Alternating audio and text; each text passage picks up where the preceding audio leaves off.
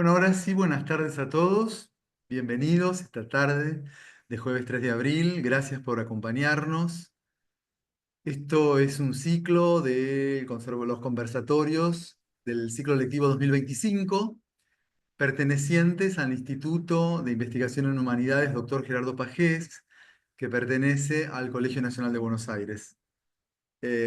Siempre recordamos la importancia de este marco en el cual se producen estos conversatorios, porque es el único instituto de investigación de la UBA que pertenece a un colegio secundario, a un colegio preuniversitario de larga tradición e importancia en nuestro mundo educativo y cultural, que es nada más ni nada menos que el Colegio Nacional de Buenos Aires. En ese marco único de este instituto que funciona dentro de un colegio, es que presentamos estos conversatorios hace más de 3 años e inauguramos este año, el pasado marzo, con un conversatorio con Juan José Mendoza y su último libro, Los Archivos 2, lo que la literatura ilumina, y esta tarde tenemos el placer de recibir a nuestra colega Alba González, que va a hablarnos sobre la querella de las mujeres y Christine de Pizan. Y entonces, brevemente, antes de darle la palabra a ella, la dinámica es una exposición del disertante que desarrolla su tema, y luego en los últimos es muy breve la participación, es como un conversatorio un poco abreviado, pero la idea de conversatorio es escuchar también a los especialistas hablar. Tendremos algún tiempo para hacer alguna pregunta, y la idea también en el marco del colegio es que no exceda estos conversatorios, digamos, la hora o una hora, digamos, no de cátedra, pero sí una hora, digamos, real. Así que bueno, en este marco los recibimos. Alba Mercedes González es licenciada en Letras y profesora de Enseñanza Media y Superior de Letras de la UBA, y actualmente cursa el doctorado en la Facultad de Filosofía y Letras de la misma casa de estudios bajo el título La Querelle des Femmes, o la disputa por las representaciones de la mujer en el incipiente campo intelectual del Renacimiento francés, siglo XV y siglo XVI, los casos Christine de Pizan y Louise Labbé. Además es investigadora, especialista en la producción de escritoras de lengua francesa y francófona desde una perspectiva de género. Forma parte de un proyecto UBACIT, el diálogo como género y como problema en la modernidad temprana del siglo XV al siglo XVII, del diálogo con los antiguos a los encuentros con nuevas formas de alteridad cultural, que está justamente, investigación que está agenciada en el Instituto de Filología y Literaturas Hispánicas, y asimismo se desempeña como docente de las materias lengua y literatura, filosofía y literatura, cine y ciencia en las escuelas normal superior número 4 y número 9, del cual también nos da mucho placer que quien nos conversa esta tarde sea una docente, también en su práctica, ¿no? Y en la tarea de muchos de nosotros y muchos de los que acompañan estos conversatorios, y docentes que están dirigidos especialmente a toda la comunidad del Colegio Nacional de Buenos Aires ampliada, ¿no? Y también Alba es traductora literaria de francés en el ámbito académico y también en el ámbito editorial. Así que dicho esto, Alba, buenas tardes y bienvenida. Bueno, muchas gracias, Walter. Muchas gracias, Walter. Muchas gracias al Instituto de Investigación en Humanidades del Colegio Nacional de Buenos Aires de la UBA. Estoy muy, muy contenta de estar acá, de poder compartir esta exposición. Y gracias a todos y a todas los que se sumaron, las que se sumaron a este conversatorio. Bueno, yo me voy a referir como decía Walter, a un debate que tuvo lugar en Francia en el principio del siglo XV, que se llamó La Querella de las Mujeres, y fue un debate que tuvo una implicancia muy importante en la época y duró varios siglos. Este debate, esta querella, gira en torno a la representación social de la mujer, y la iniciadora de esta querella es Christine de Pizan, que es una escritora que, si bien es nacida en Italia, ella nace en Venecia en 1364, a la edad de 4 años se traslada a la corte de París con toda su familia, porque su padre era un muy célebre astrólogo y médico, Tommaso de Pisano, y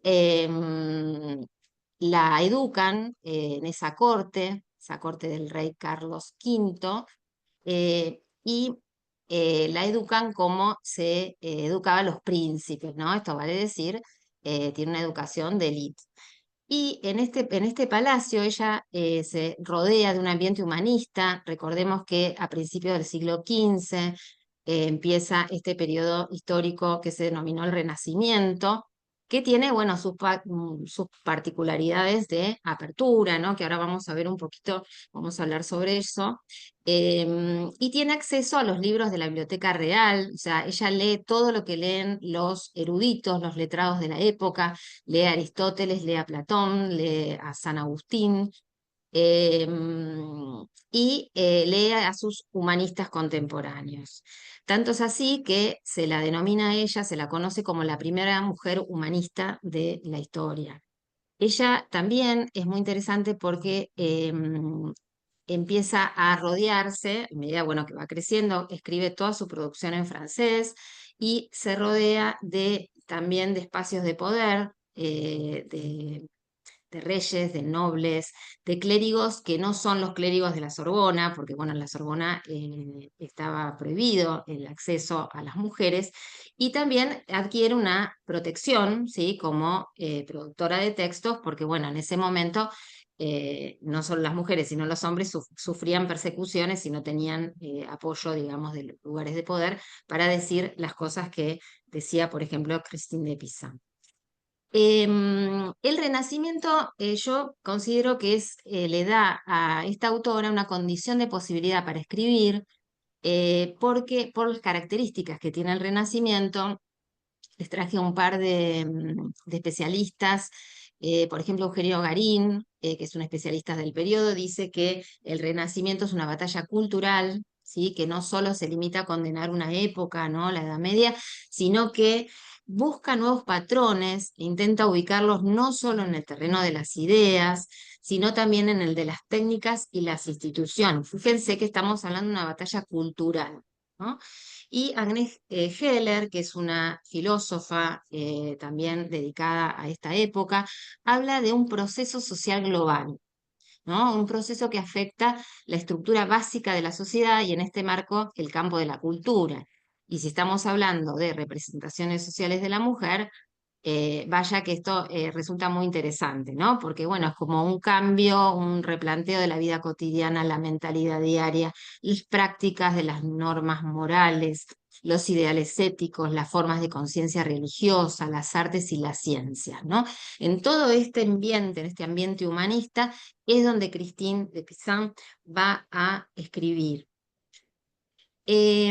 En esta época, ¿no? Es muy interesante el planteo que hace Margaret King, que también es una estudiosa de la época, y ella va a decir que en esta época había una representación social de los sexos que tenía que ver con cuestiones muy diferenciadas, ¿no?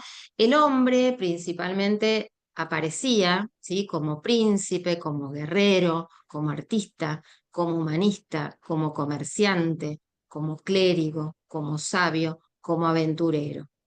Y la mujer era descrita por su estatus social, ¿no? Era madre, era hija o viuda, era virgen o prostituta, era santa o era bruja, es decir, María, Eva o Amazonas. Hace esta diferencia King, ¿no? Entonces, estas mujeres sin rostro, la llama así ella, todas estas mujeres que lucharon durante la época del Renacimiento, estaban buscando definir su personalidad, ya que se las definía de esta manera. Entonces, estas figuras de María y Eva constituían roles estancos, ¿no? Roles sin salida. En cambio, el futuro, dice ella, estaba en la Amazona. Esta figura de Amazona, recordemos figuras famosas de Amazona como la Camila de la Neida, ¿no? Estas mujeres guerreras. Bueno, en ella dice que estaba la identidad, la personalidad de estas mujeres luchadoras de esa época. Christine de Pizan va a producir teniendo en cuenta los textos misóginos que venían desde la antigüedad, pasaban por toda la Edad Media y circulaban también durante el Renacimiento. Ella empieza como tenía acceso a todos estos libros que circulaban en los circuitos de los varones, empieza a leer estos textos y siente una cierta injusticia, una cierta ofensa, y leyendo estos textos ella va a escribir y ella va a iniciar esta querella de las mujeres, esta disputa que se da contra estos discursos misóginos. Yo les traje algunos breves fragmentos como para delinear los ejes principales. Por ejemplo, Filón de Alejandría, estamos en el siglo I antes de Cristo, siglo I después de Cristo, dice lo siguiente: porque hay dos razas de hombres, una creada a imagen divina y la otra formada del polvo. La ayuda se asocia con la segunda. Para empezar, la ayuda es también creada porque dice, démosle una ayuda. Y luego es posterior a quien debe ayudarlo, ya que él había formado antes la mente y entonces él creará su ayuda. Entonces acá tenemos, bueno, estas dos razas de hombres sería el hombre y la mujer, el hombre creado a imagen divina, la mujer formada del polvo, la mujer creada en una segunda instancia, la mujer sería creada para ayudar al primero, ¿no? Entonces ya acá tenemos una figuración de la mujer como de ayuda, ¿no? Como algo accesorio. Otra cita que les traje es de San Agustín, que San Agustín era un autor muy, muy, muy frecuentado en la época, tanto durante la Edad Media como durante el Renacimiento, que va a decir lo siguiente: todo lo bueno viene de Dios, por lo que no hay existencia natural que no provenga de Dios. Todas las cosas que existen dejarían de ser si se les quitara la forma inmutable por la cual todas las cosas inestables existen y cumplen sus funciones.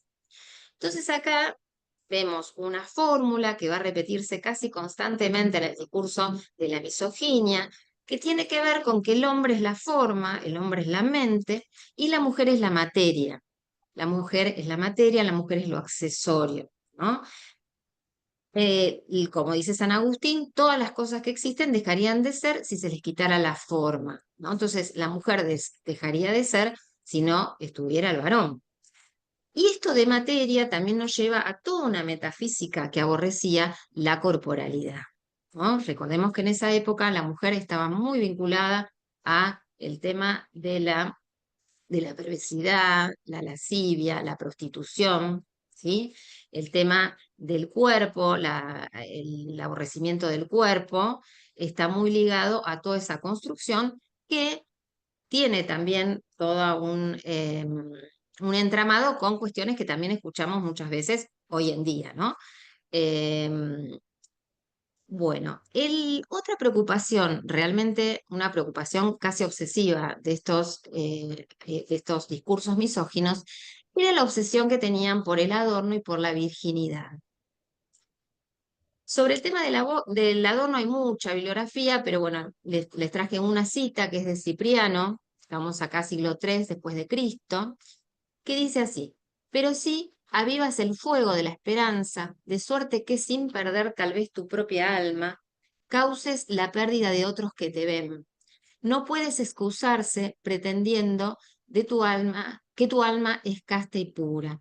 Tu adorno vergonzoso y tu atuendo impúdico te traicionan y no puedes contarte entre las vírgenes y mártires de Cristo, tú que vives de tal modo que te conviertes en objeto del amor sensual. Bueno, acá aparece, ¿no?, el tema del adorno, el atuendo, cómo la mujer eh, es no solo causa la pérdida de ella misma, sino de quien la mira, ¿no? O sea, ella es culpable de quien la mira con intenciones, digamos, no puras, y dice que ella misma se convierte en objeto del amor sensual, ¿no? Esto también puede relacionarse también con muchas cuestiones en la actualidad, ¿no? De la culpa que tiene la mujer eh, por vestirse de determinada manera. Y después tenemos a San Jerónimo, que también ya estamos en el siglo, en el 347 después de Cristo, 420 después de Cristo, que va a hablar sobre el tema de la virginidad. Y dice, hay vírgenes de carne y no de espíritu. que tienen el cuerpo intacto más el alma corrompida. Pero el sacrificio en Cristo es una virgen cuyo espíritu no ha sido contaminado por la lujuria, ni en el pensamiento ni en el cuerpo, ¿no? Entonces acá tenemos, o sea, poco sin salida, porque tenemos que ser vírgenes de carne, vírgenes de espíritu. Él después se explaya sobre esto, ¿no? Dicen, solo la mujer al mirar a un varón ya eh, pierde esa virginidad de espíritu, al pensar en un varón también, ¿sí? Entonces, prácticamente la mujer ya estaría corrompida, haga lo que haga, ¿no?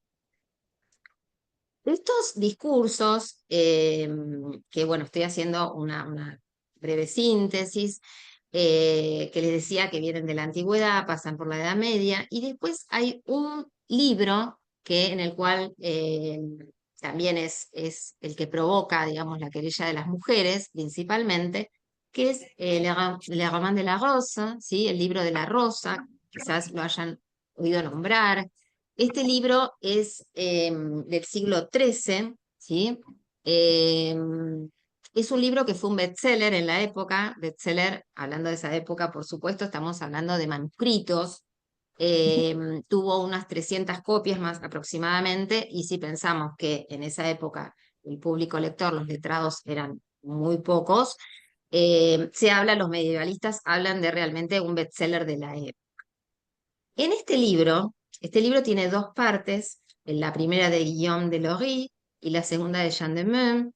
La primera está escrita por un poeta, ¿sí? Entre 1225 y 1240. Es un poeta que se desconoce prácticamente todo sobre su vida, pero que algunas cosas pueden leerse en la segunda parte de Jean de Meun, que él dice que el primer poeta, Guillaume, es un joven de 20 años eh, que escribe este sueño alegórico, ¿sí? Que compone este poema.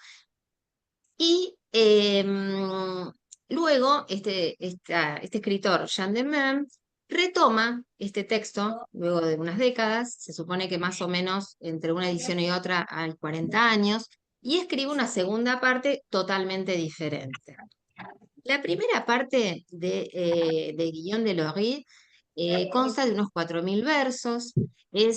Como les decía, es un sueño alegórico, ¿no? La alegoría era eh,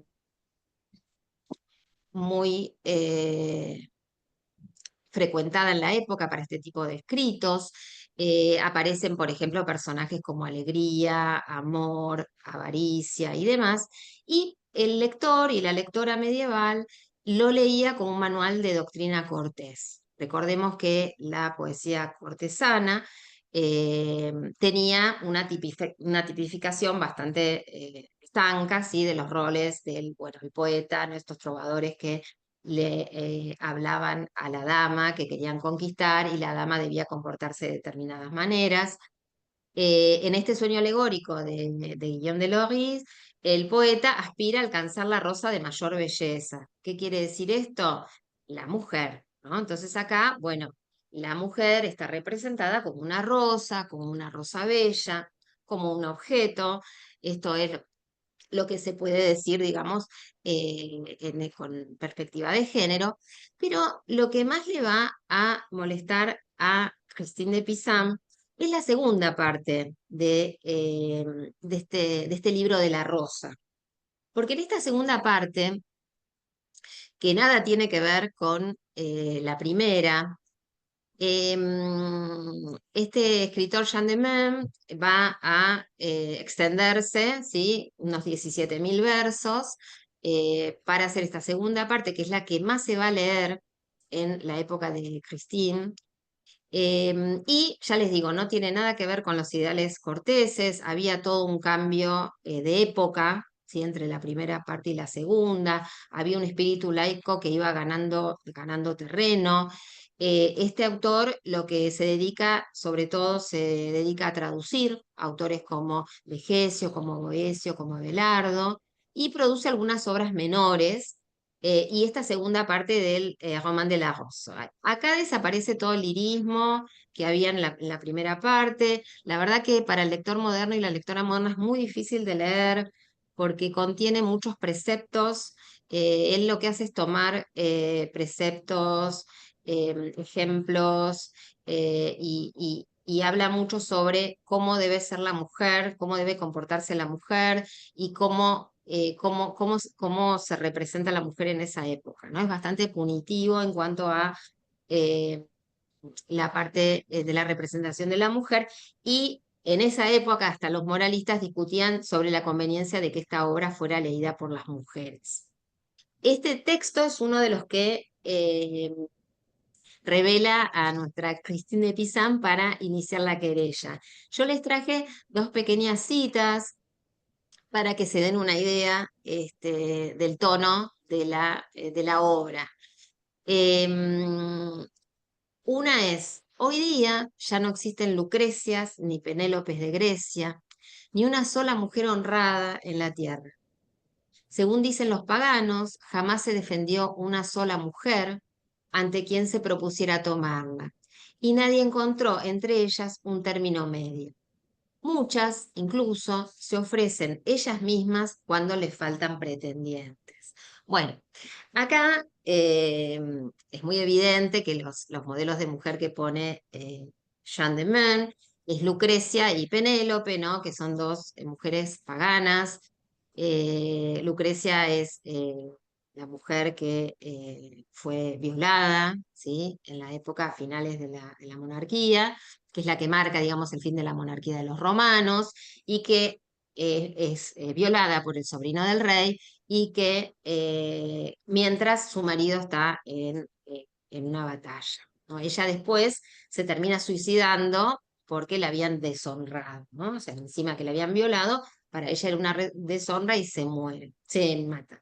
Y Penélope, que bueno, la Penélope, la muy conocida Penélope, la esposa de Ulises, Odiseo, que espera a su marido durante 20 años mientras él está en la guerra, y desteje y teje y desteje para entretener, digamos, para demorar el nuevo casamiento y a los pretendientes que tiene ahí acosándola.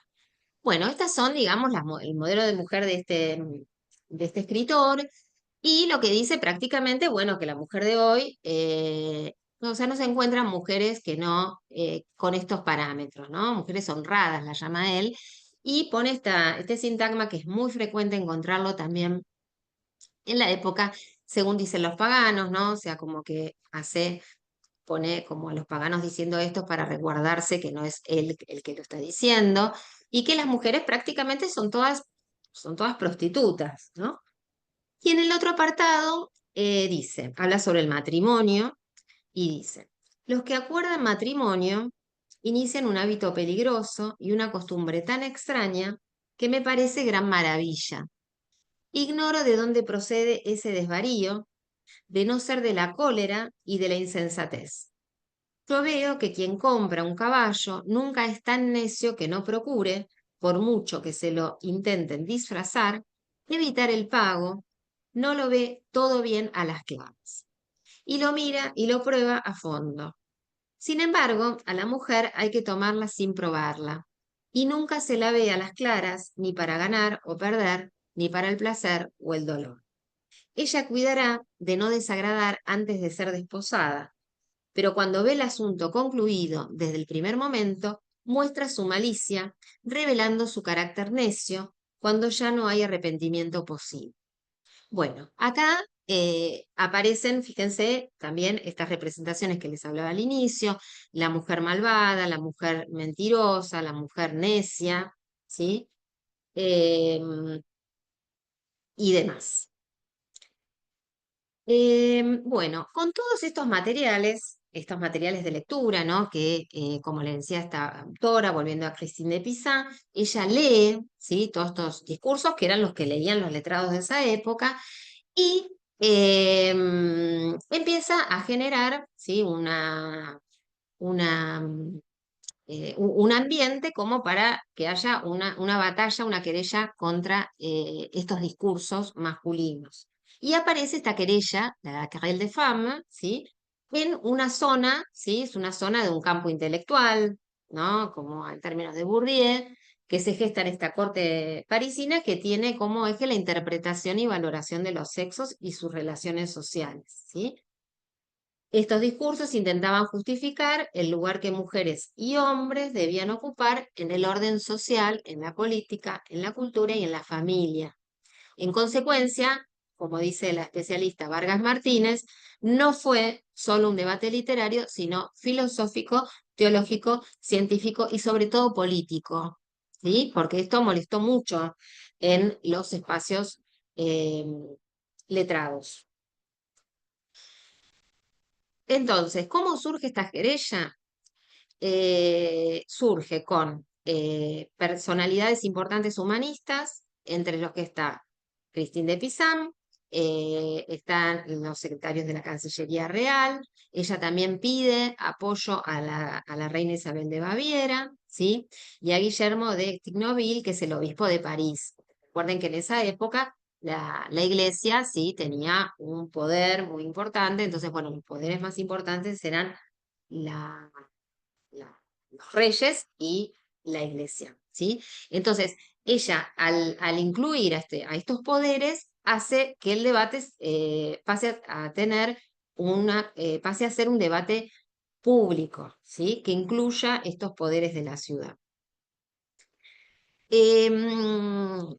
Una cosa que quería comentarles, que es muy interesante de Christine, digamos, la llamamos Christine porque en esa época lo que nosotros diríamos el apellido Pizan en realidad es un topónimo, entonces o la tenemos que llamar Christine o la llamamos Christine de Pizan.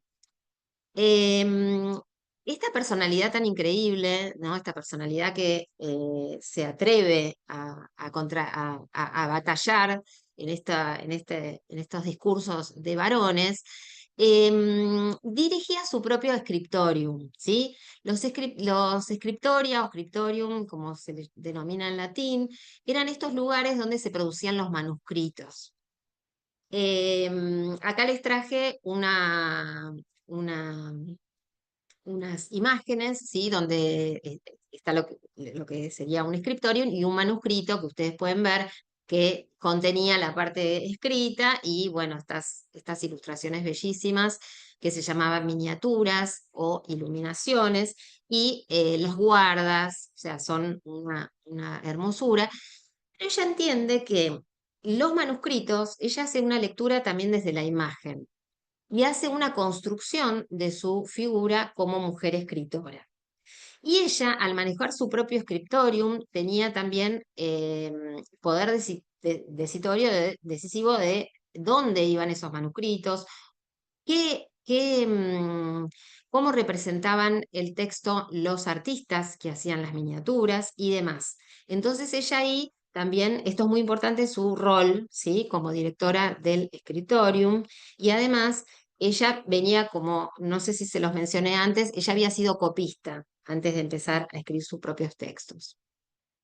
Como les decía, ella crea su propia figura, hace una construcción de una imagen de escritora, en estas miniaturas, que miniaturas en realidad no es porque sean pequeñas, sino porque la palabra miniatura viene del verbo miniare, ¿sí? En latín clásico, que significa pintar con minio, ¿sí? Que es un tipo de pintura que se hace con óxido de plomo. Por eso se le llama miniaturas. O también en el latín tardío se le llama iluminaciones, que viene del latín illuminatio. Fíjense que acá ella lo que hace, yo les traje dos miniaturas, una es de una escritora también muy interesante que se llama Marie de France, que es del siglo XII, de la cual no se conoce casi nada, no se sabe quién fue en verdad, se supone sí que era una mujer noble, porque bueno, tenía acceso a la escritura, pero lo interesante de ella es que ella misma se denomina Marie de France, porque ella en su escrito dice, yo soy María, yo soy de Francia, ¿no? Entonces ahí tenemos también una importante figura de autora que aparece en esta mujer del siglo XII, que se nombra a ella misma, cosa totalmente frecuente.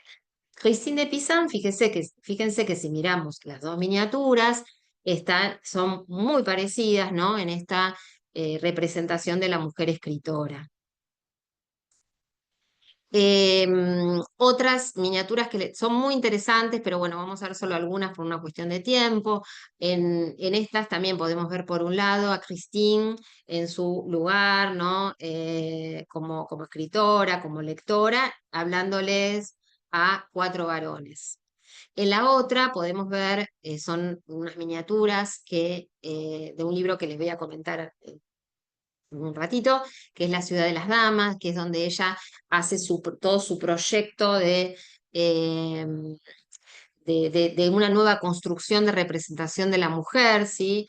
Que ella lo hace con una construcción de la ciudad, por eso acá aparecen, por un lado, del lado derecho aparece la construcción de la ciudad, aparece ella construyendo la ciudad.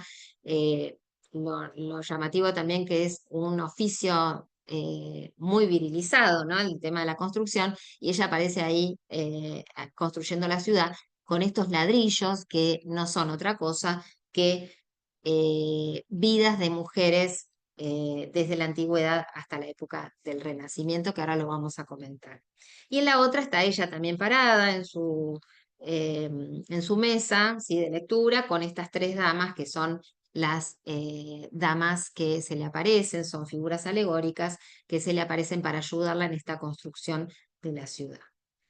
Y también les traje estas miniaturas donde ella está rodeada de estos personajes, como les decía, que era muy importante tener llegada a los lugares de poder para poder no solo seguir escribiendo, sino conservar la vida.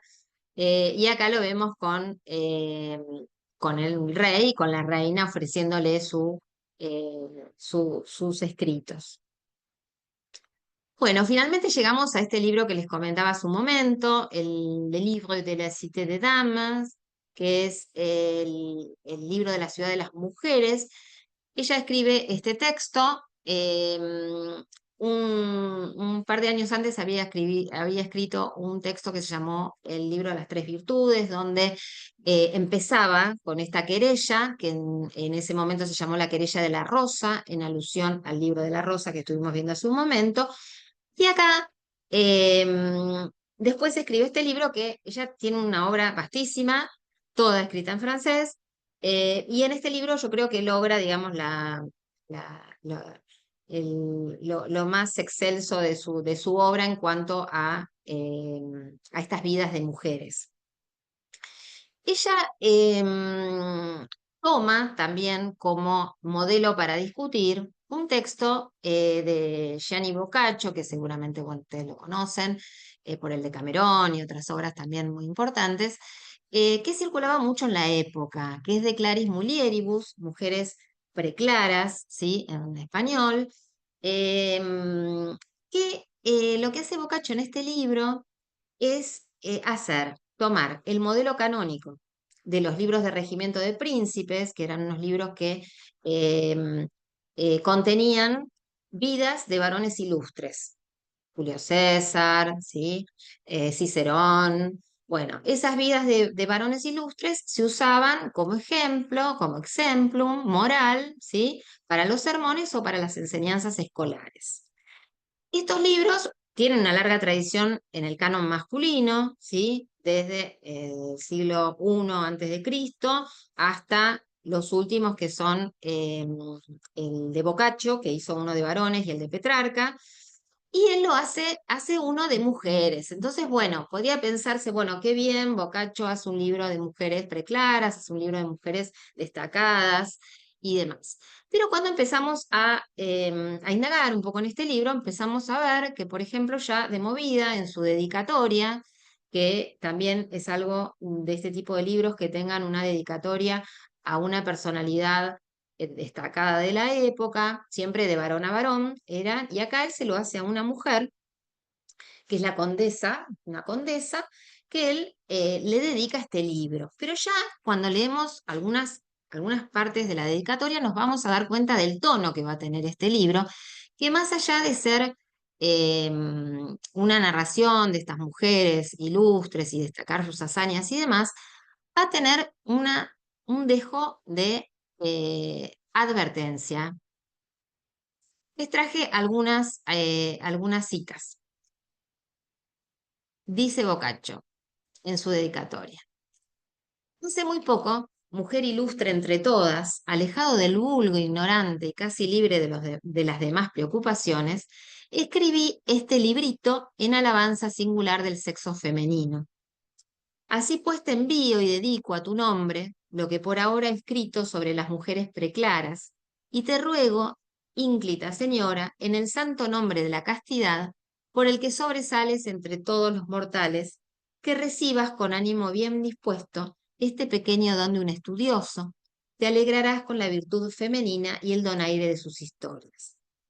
Y aunque alguna vez descubras a las lascivas mezcladas con las de la historia sagrada, porque a ello algo digno de ti, declarada cristiana, sientes en falta, avergüénzate y repróchate a ti misma que ungida en la crisma de Cristo te haya superado una pagana en honestidad, castidad o virtud. Recuerda que no son los cosméticos que la mayoría de las mujeres usáis los que adornan la hermosura, sino que debe ser adornada con con la honesta santidad y las mejores obras. Bueno, acá aparece un tema que lo va a desarrollar profusamente en estas vidas de mujeres, que él siempre lo que va a decir que las mujeres, aunque han hecho algunas hazañas importantes a lo largo de la historia, siempre tienen el estigma de ser mentirosas, lascivas, promiscuas, crueles y tienen un nivel intelectual inferior. Entonces, acá aparecen algunos destacados, les puse, porque también es interesante que él hace una diferenciación muy importante entre las mujeres paganas y las mujeres cristianas, ¿no? Se ensaña principalmente con las mujeres paganas. Hay un caso muy paradigmático que es de una reina, que es una reina del siglo 8 antes de Cristo, que se llamó Semíramis, que fue una reina realmente muy destacada, muy laureada por los antiguos. Ella, cuando muere su marido, eh, lleva adelante el reino, realiza un montón de conquistas, es una de las que se ocupa de los jardines de Babilonia y demás. Y él lo que hace es, dice todo esto, pero después dice que en realidad ella se acostaba con todos los hombres que podía, que hasta se acostó con su propio hijo, que su hijo después la mató, cosas que realmente no están en los escritos de los antiguos, ¿no? Entonces, como que va aprovechando estas historias de mujeres para ir reforzando estas representaciones de la mujer que veníamos comentando. Bueno, voy a ir cerrando volviendo a la ciudad de las damas, ¿no? A este libro que les dije que es el que contiene, digamos, todo este proyecto, este programa y este sustento de la querella de las mujeres, que después fue continuado por otras mujeres. Em, Ella en la ciudad de las damas, les traje algunas citas del comienzo. Empieza con una escena de lectura que es muy interesante porque ella está recluida, digamos, en su cuarto de estudio, a la manera que lo hacían los varones, ¿no? A la manera de los relatos de San Agustín, de Boecio, este cuarto de estudio que está alejado del mundo ordinario, donde los letrados se recogían y podían leer y podían estudiar y podían escribir. Así empieza la ciudad de las damas y algunas investigadoras también de la corriente feminista lo han relacionado con el cuarto propio de Virginia Woolf, ¿no? Y empieza así. Sentada un día en mi cuarto de estudio, cayó en mis manos cierto extraño opúsculo, libro de las lamentaciones de Mateol.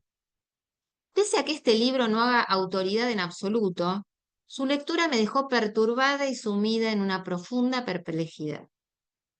Me preguntaba cuáles podrían ser las razones que llevan a tantos hombres, clérigos y laicos, a vituperar a las mujeres, criticándolas bien de palabra, bien en escritos y tratados, ¿no? Ella pone a este libro de las Lamentaciones de Mateolo, que es realmente, o sea, es imposible de leer porque es una suma de improperios a las mujeres, que no tiene mayor relevancia, pero ella lo pone como un ejemplo y este punto de partida de que ella se siente perturbada y sumida en una profunda perplejidad, ¿no? Pone ahí como, bueno, esto como una alerta, ¿no? Una duda, no sé, la duda cartesiana, ¿no? Bueno, vamos a ver, vamos a dudar en principio de esto, porque ¿por qué tantos hombres llevan a cabo, tienen estos discursos, ¿no? Clérigos y laicos.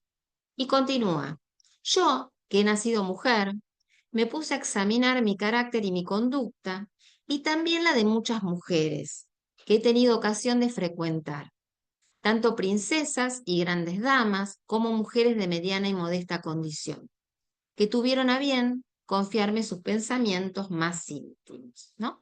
Acá ella lo que hace, y esto va a ser una constante en la obra de Christine, es hacer una autoobservación de su experiencia como mujer.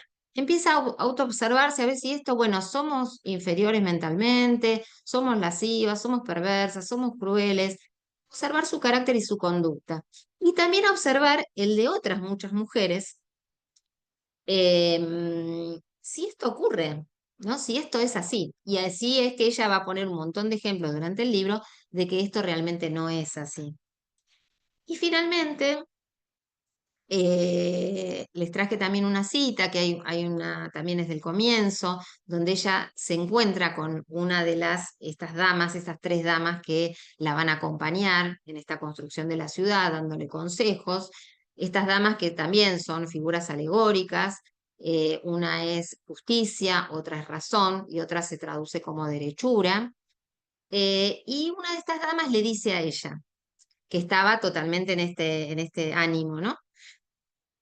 Le dice, vuelve a ti, recobra el ánimo tuyo y no te preocupes por tales necedades. Tienes que saber que las mujeres no pueden dejarse alcanzar por una difamación tan tajante que al final siempre se vuelve en contra de su amor. ¿Sí?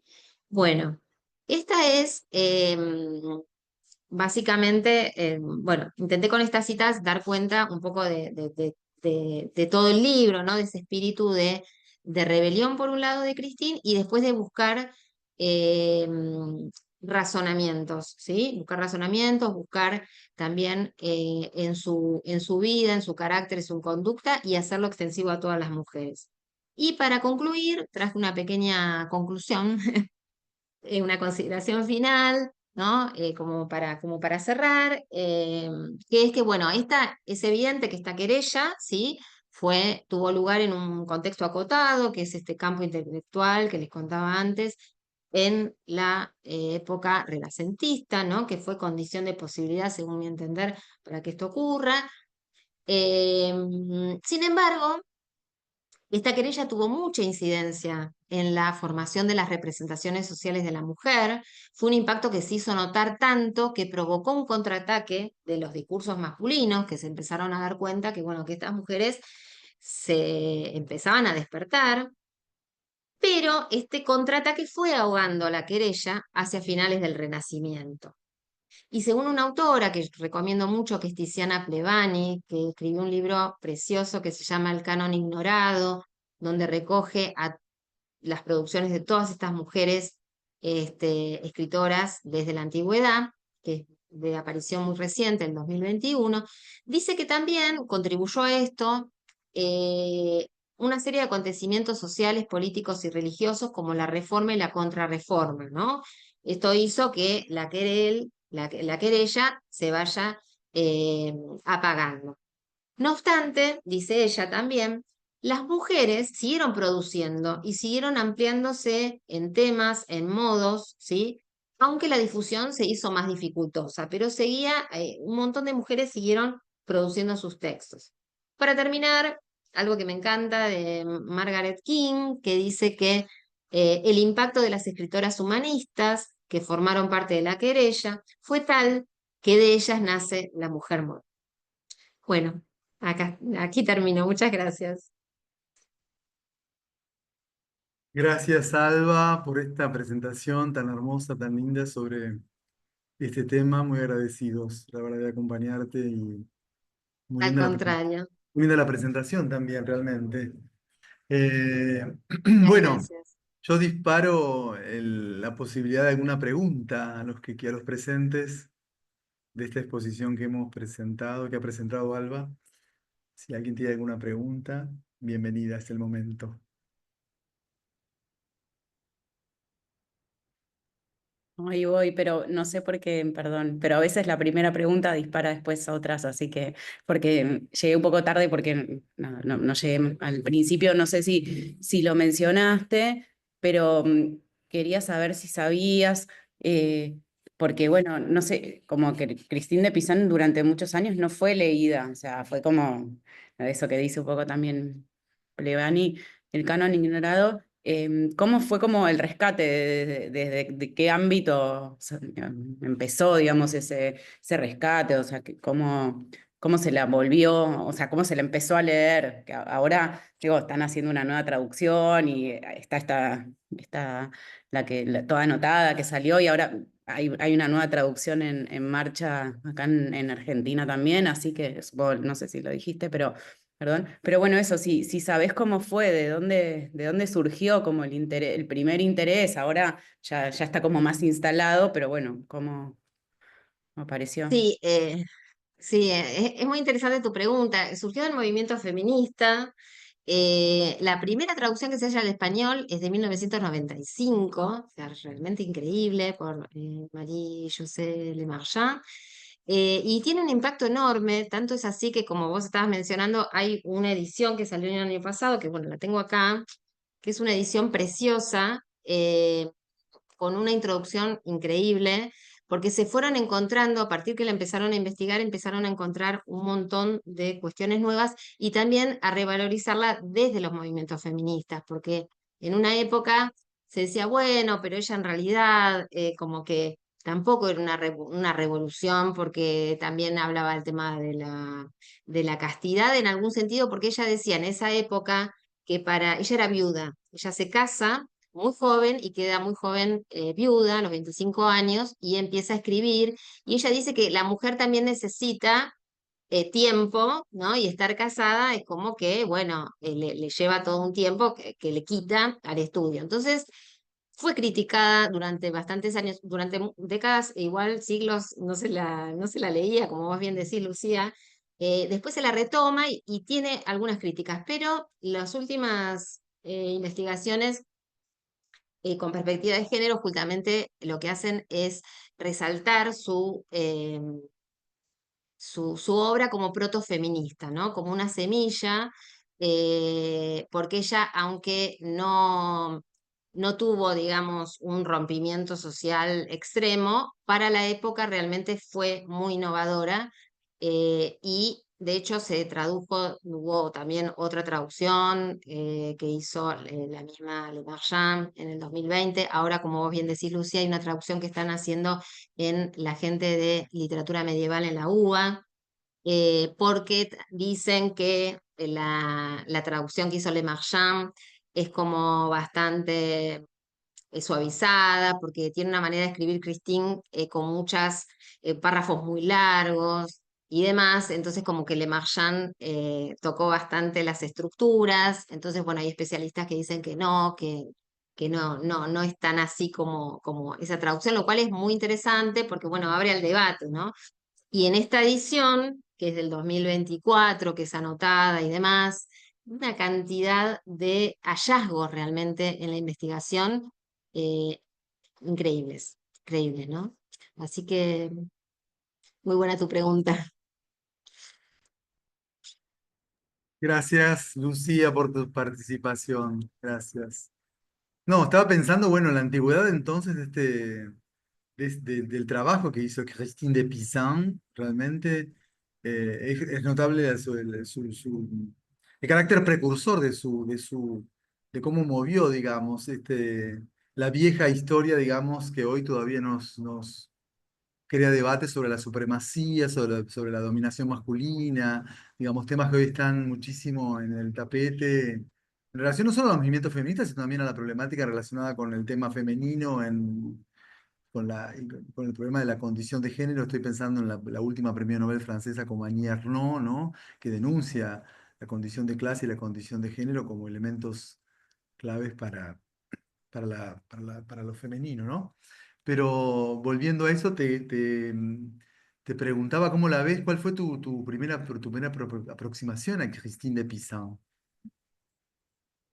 A mí me interesa mucho el periodo del Renacimiento y bueno, buceando un poco también, investigando para mi tesis doctoral, me encontraba con varones, ¿no?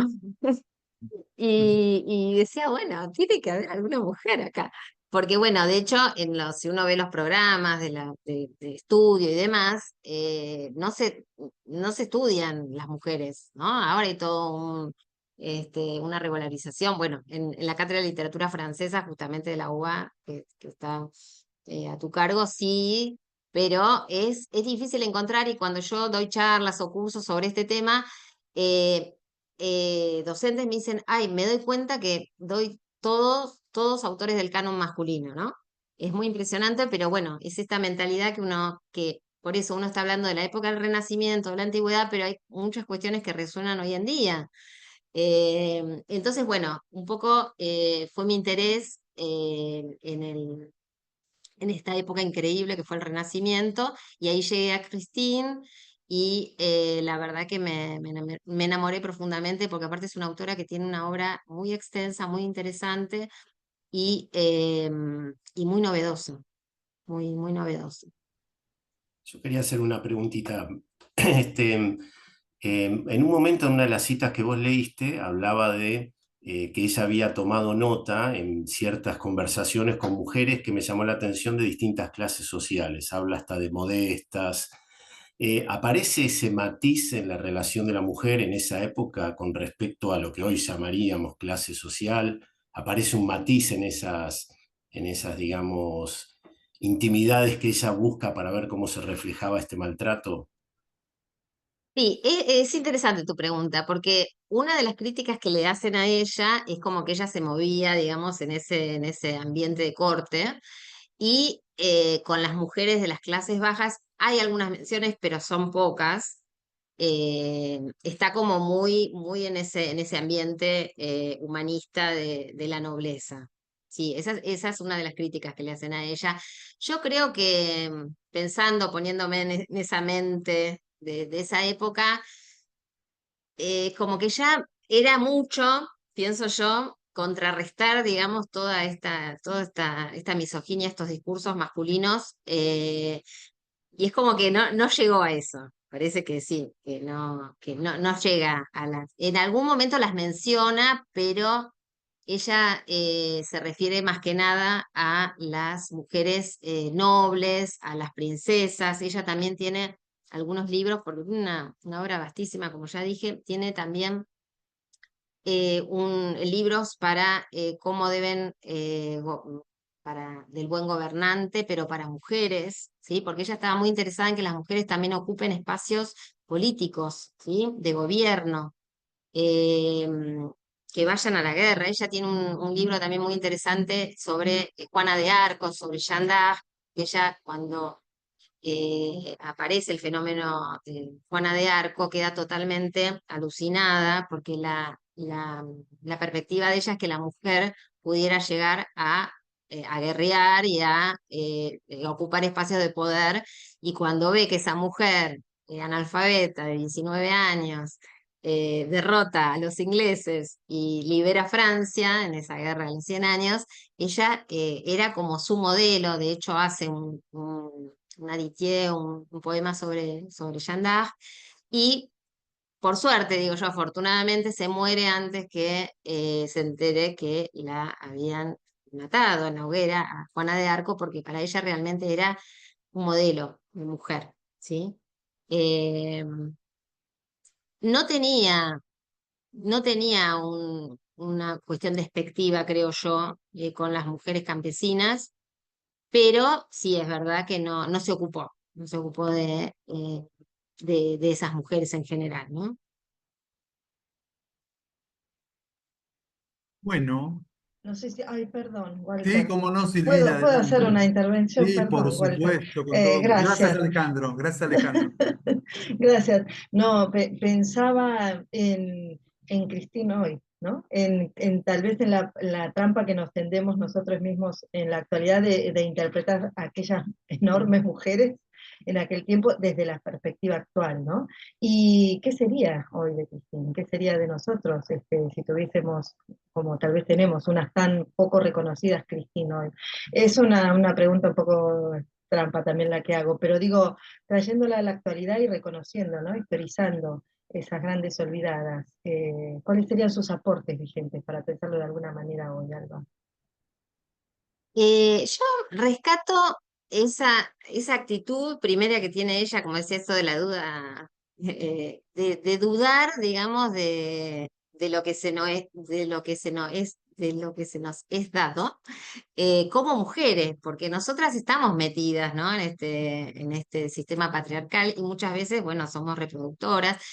Y tener ese primer momento, ¿sí? De duda, de dudar, de indagar, de mirarnos a nosotras mismas. Ella también tiene mucho, se refiere mucho a hacer esta comunidad de mujeres, ¿no? Como entre nosotras poder ayudarnos, resguardarnos, esta ciudad de mujeres que es una ciudad amurallada, que creo que es como el primer recogimiento entre nosotras para sanarnos, para apoyarnos y para poder de ahí construir hacia afuera, ¿no? Pero creo que esa actitud de ella, del asombro, de la duda y de la perplejidad que cuenta, y después de ahí volver hacia una misma y hacia todas las mujeres, creo que es algo que podemos tomar, ¿sí? Como un tesoro que nos da. ¿Sí? Sí, perdón, ¿puedo Gracias, agregar Silvina. algo más? Sí. Porque Sí, yo pensaba en la misma línea no sé si es la misma línea que Silvina, y lamento que se esté grabando porque esto que voy a decir va a quedar grabado, pero no, esto es como mea culpa también, ¿no? Como que ahora las leemos porque es como el rescate de las mujeres, y bueno, las leemos porque son mujeres y porque producían, pero un poco eso oblitera, me parece, otras cosas de estos personajes que de Christine de Pizan era como una especie de, no sé, editora. Ella estaba como encima de los manuscritos, de las miniaturas, de las copias, de las erratas, de los errores, de los manuscritos, de cómo iban a circular. O sea, ella trabajaba con el escrito, con el diseño, con la circulación, como que era una especie de editora total, y a veces es como rescatarla desde este lugar del feminismo, ¿no? Y leerla desde ahí, desde que instauró para la historia de las mujeres, oblitera un poco también eso. Es como, ¿por qué no la leemos en la historia de los editores, por ejemplo, ¿no? ¿Por qué la leemos en la historia del feminismo y no en la historia de... Porque yo digo, no la vi rescatada como sí, como una figura del feminismo, como una proto-feminista, ¿no? Digamos, para decirlo más adecuadamente, pero nunca la vi rescatada como una figura del mundo editorial o del making de los libros, ¿no? No sé cómo se llamaría eso, ¿no? Pero me parece como eso también, ¿no? Como que le tenemos que dar una vuelta más a estas lecturas de las mujeres. Ya no porque son mujeres, sino porque, bueno, en qué otro tipo de narrativas las podemos poner también, ¿no? O sea, esto para abrir la discusión, ¿no? Porque, digo, me Sí, parece sí, genial. Aparte había que rescatarlas en principio de alguna manera, ¿no? Y este fue como el momento y el espacio que tuvieron, pero digo, más allá de eso, ahora es como que y está buenísimo todas estas traducciones también, como que le devuelven el lugar que tenía, y que no es solo en la historia del feminismo, de las mujeres o de reivindicaciones, sino realmente en otras historias también la podemos poner, ¿no? sí, totalmente. Sí, sí, sí, totalmente. Lo que pasa es que es como un primer rescate para después hacer, sí, todo un canon que sea de varones y mujeres, ¿no? Tal cual, sí, sí, porque es increíble lo que ella hace a nivel, sí, a nivel editorial, porque ella lo que hace es supervisar sus manuscritos, decir dónde van las miniaturas, qué se dibuja, eh, y bueno, sí, sí, realmente una mujer increíble. ¿Puedo hacer una pequeña intervención, Walter? Sí, por Antes que, favor. antes que nada, claro, Estás muteado. gracias, por supuesto, sí, sí, por ah, favor. ¿estoy muteado? No, No, no estás, estaba muteado Walter. Ah, No, ok, vos no, dale, sí, sí. vos estás ok. sin video, pero adelante. Bueno, Está antes que con video, nada, pero está como medio oscuro, pero está está muy bien. Ah, yo no oscuro. te veo, ah, yo no te veo. Bueno, No hay Perdón. problema. Además, no me llamo Lenovo, me llamo Mario y trabajo en el equipo Sí, dirigido por Walter ahí en el Instituto de Humanidades. Soy sociólogo, pero quería hacer una reflexión breve y agradecerte de paso, Alba, por la tan interesante exposición. Que Al contrario. son 5.000 años de patriarcado. Y esto nos desafía a mujeres y hombres, pero a los hombres creo que muy especialmente, porque,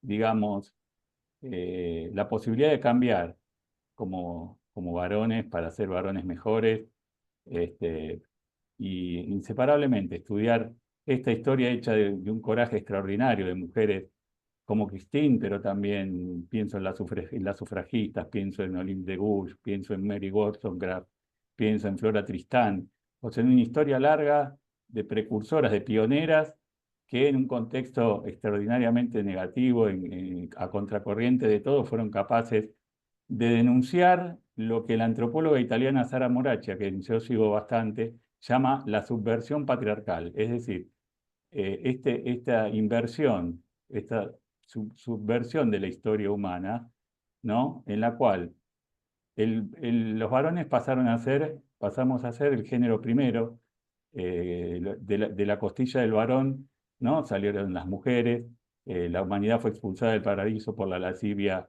y todas las características supuestamente negativas, el pecado femenino, y de ahí en más, creo que pensando en la pregunta que hacía, la reflexión que hacía Lucía recién, me parece muy interesante porque, digamos, pensar hoy el papel fundamental de las mujeres, que son dadoras de vida, pero también quienes cuidan la vida, quienes son, desde un punto de vista, y no lo digo con ningún paternalismo, al contrario, porque eh, esto surge de una reflexión que llevo haciendo, que llevo desde hace décadas y que nunca tendría que terminar, porque esta situación este, se propaga, se prolonga, y hoy estamos en una situación particularmente difícil desde este punto de vista, ¿no?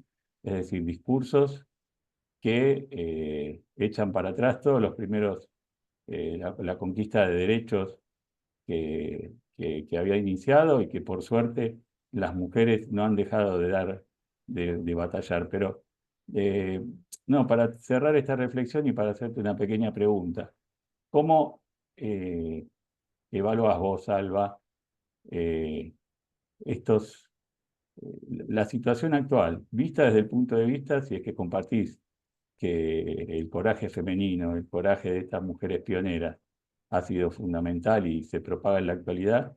¿Cómo analizás la situación actual de las mujeres en las sociedades en las que vivimos?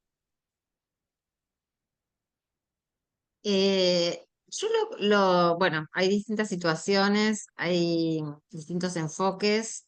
Particularmente, bueno, en la Argentina estamos viviendo un retroceso, digamos, a nivel eh, gubernamental. Sin embargo, yo creo que todo lo que se ha hecho del feminismo está intacto y creo que justamente estos avances, estos intentos de avance que hay contra el feminismo, contra las mujeres, contra las minorías, creo que no están dejando mella, al contrario, están envalentonando más la lucha. Creo que la lucha es muy fuerte en la Argentina, creo que en lo universitario también, que yo considero que es muy, muy importante. Hay muchas investigadoras que están abordando con perspectiva también de género. Y bueno, en esta lucha que dice que yo creo que es lo que dice Lucía, ¿no? Es como es a lo que tenemos que apuntar. Primero es, bueno, sacarlas del anonimato, revalorizarlas y después, bueno, ponerlas en el canon, que tiene que ser no un canon masculino, sino un canon de seres humanos, hombres y mujeres. A veces uno, bueno, sí puede parecer una lectura sesgada, pero va en esa línea. Entonces yo en Argentina veo que el movimiento eh, de las mujeres es muy, muy intenso y ya te digo, yo creo que está cada vez más, más incisivo. Bueno, soy optimista, digamos. En eso. muchas gracias, Alba.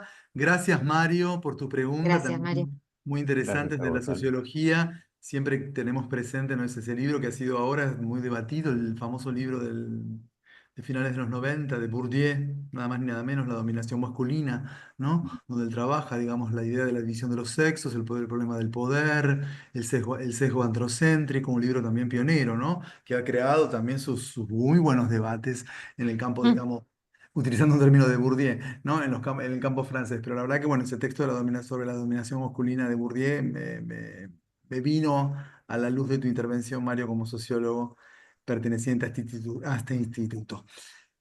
Bueno, decirles que este conversatorio va a estar subido en las próximas 48 horas en nuestro canal de YouTube, donde pueden encontrar otras charlas que tenemos de este ciclo nuevo que se inicia en el 2025.